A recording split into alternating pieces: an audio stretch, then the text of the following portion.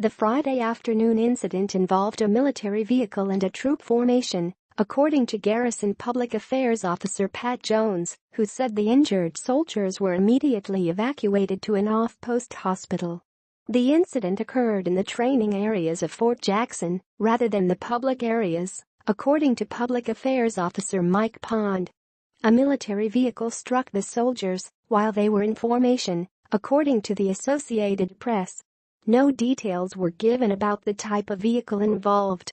The cause of the accident is being investigated by Fort Jackson officials, said Jones, adding if there was criminal activity or intent to harm that will be determined by the investigation.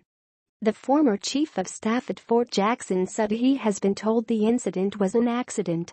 There's no indication at this point that it's anything other than an accident, said Dan Beatty, now chairman for the Military Affairs Committee with the Columbia Chamber. I've been working very closely with officials at Fort Jackson and they are taking the appropriate steps in doing outreach. Their priority is taking care of the injured soldiers and the fallen. They are reaching out to their families and have launched an investigation. The names of the soldiers who died won't be released until their families are notified. After 7 p.m. Fort Jackson's Twitter page reported that the families had been notified. If you haven't heard anything, you and your family have not been affected. Kevin Schwedo, another former chief of staff at Fort Jackson, didn't know about the incident before being contacted by the state newspaper, but offered his perspective. Usually the first reports you get from an incident are inaccurate, but the worst thing anybody could do would be to speculate, said the retired colonel who now is the chief of the Department of Motor Vehicles, is the civilian aide to the Secretary of the Army in SE, and led flood relief efforts in 2015. Fort Jackson's commander issued a statement about the incident.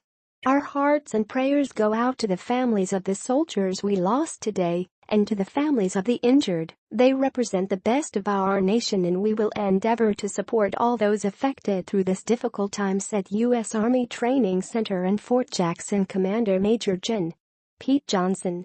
Columbia Mayor Steve Benjamin echoed those sentiments, saying it's tragic. Our prayers go out to the families of these young, brave soldiers, Benjamin said. The citizens of Columbia and the Midlands have a close personal affection and deep respect for our Fort Jackson family.